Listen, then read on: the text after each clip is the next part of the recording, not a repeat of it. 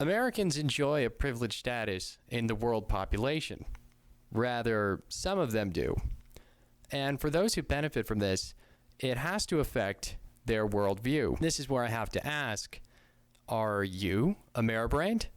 But first, if you like the video, please leave a like down below. I'm going to be covering this topic in 3 parts, which I call the 3 I's of Ameri-braining. Subscribe to see those videos in your feed.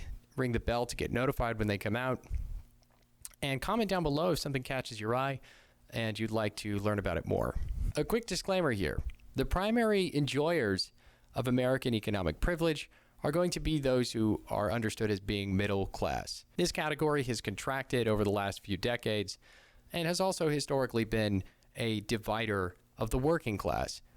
Please check out Yugopnik's video if you'd like to learn more about how that works. I'll leave a link for that video in the description for your enjoyment. However, the economic situation I'm about to describe is going to apply to all Americans to varying degrees. But if you live in a suburb, this one's going to make a lot of sense to you. Lastly, if this is mostly review, I hope I can provide some valuable insight anyway.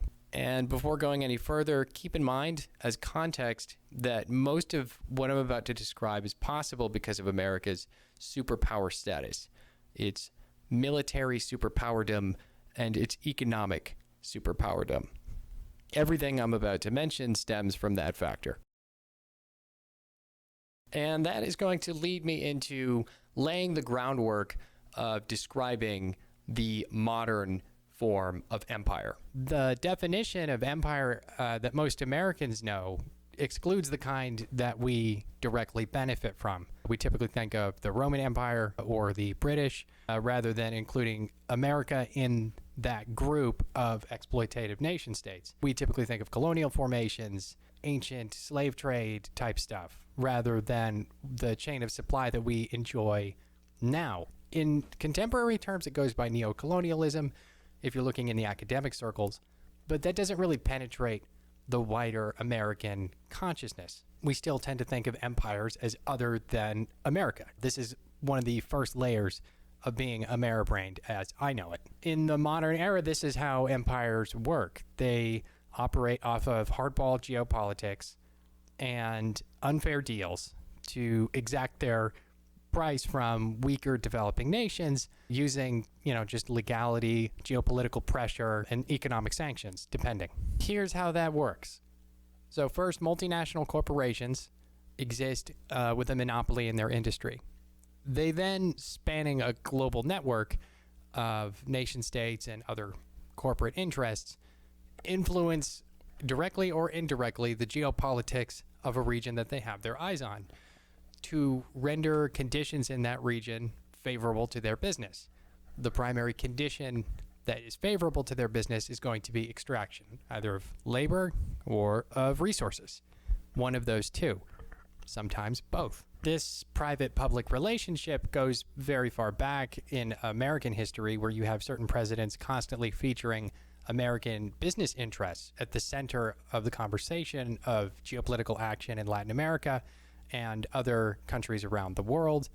This is reflected at a shallow layer of our media, where we kind of see America as always being the top priority of any of our foreign policy behaviors. And it wasn't taboo in the recent past for American politicians to consider armed engagements a reasonable response to unfavorable business conditions for American enterprises. All of these behaviors create the right conditions for labor and resources to be extracted cheaply, which are then ferried around the globe in a supply chain that delivers them to U.S. shelves, giving us the cheap prices that we enjoy. And at every step of this process, the wage of the worker who gives their labor to this enjoys a fraction of the most modest American wage.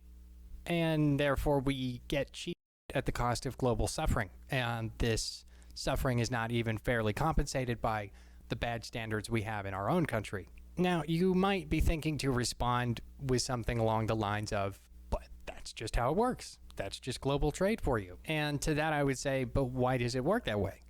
Is there a tendency in capital to create a system of oppression to essentially outsize profits over a global network that benefits nation states, but primarily large multinational corporations who are just trying to pad the bottom line. Now, there's two examples I want to point to illustrate this point. The first of which is the difference in wages of Fender employees in Mexico and America. Mexico has historically been a bastion of cheap labor for American industry, and Fender Guitars is no exception to this rule. From what I gathered on Glassdoor, a machine operator at Fender in Ensenada, Mexico, makes between 86,000 and 93,000 pesos a year. That's roughly $5,007 to $5,415 per year.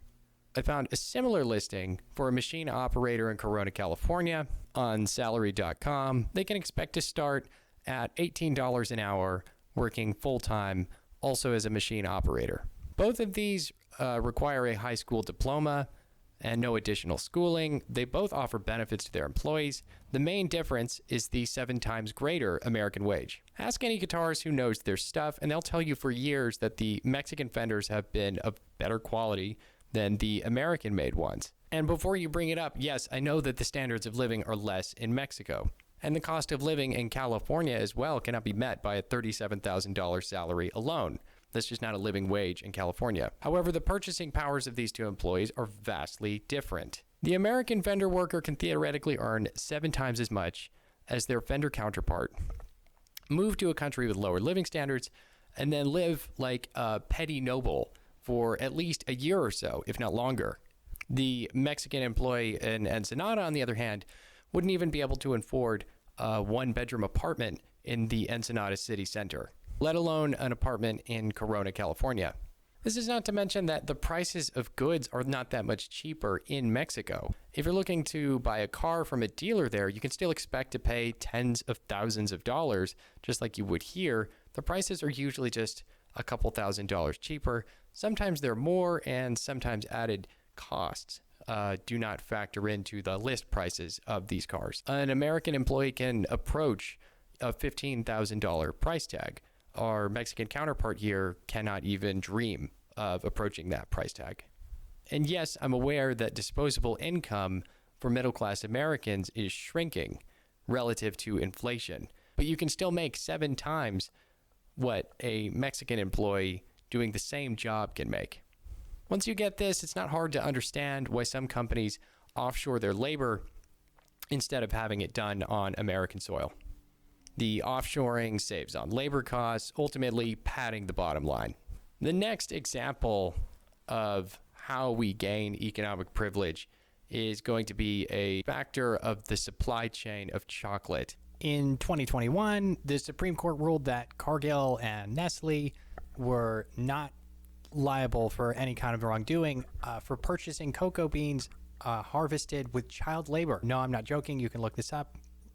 I'll leave a link down below so you can check out my source. The farms in Mali that were extracting cocoa beans had been reported on to have been using child labor in awful conditions.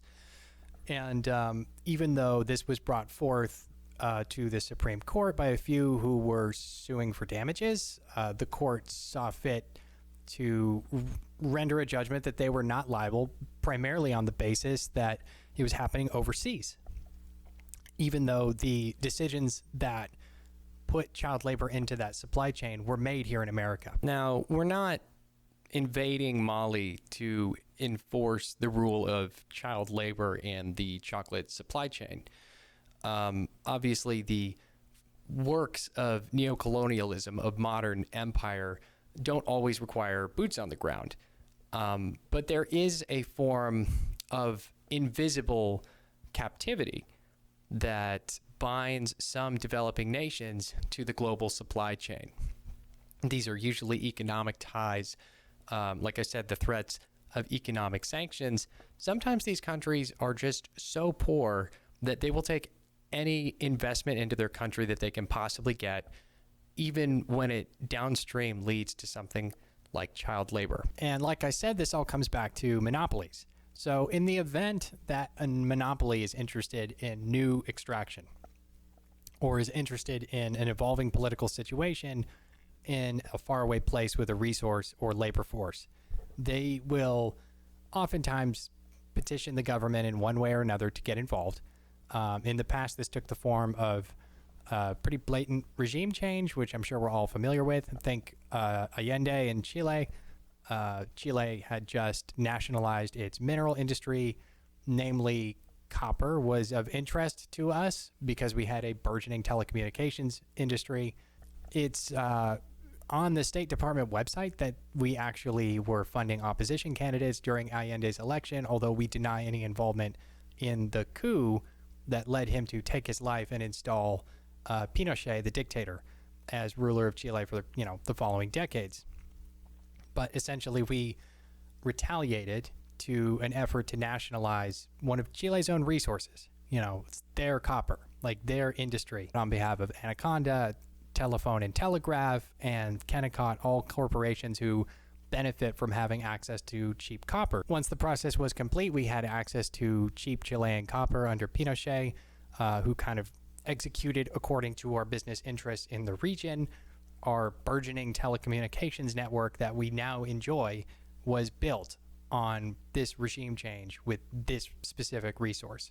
And there are tons of other examples of this happening all over the world. It's not just the United States. Other Western countries engage in this kind of unfair global business practice as well.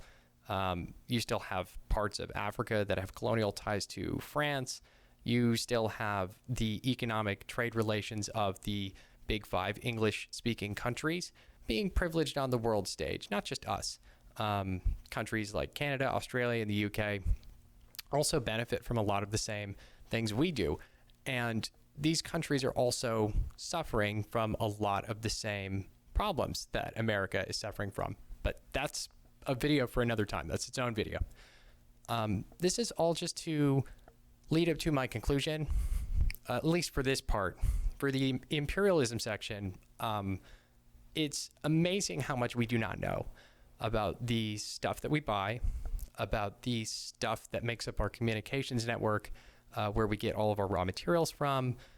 A lot of this information is more publicly available now, and the public is generally more aware now than they were like 20 or 30 years ago when like NAFTA was signed, of the certain horrors of global capitalism. Think like the Foxconn suicide nets, stuff like that. We're more aware now than we were, but I think this is actually a great opportunity to completely blow the lid off of the whole show, pull the curtain back, and reveal all the wiring that's holding this machine together.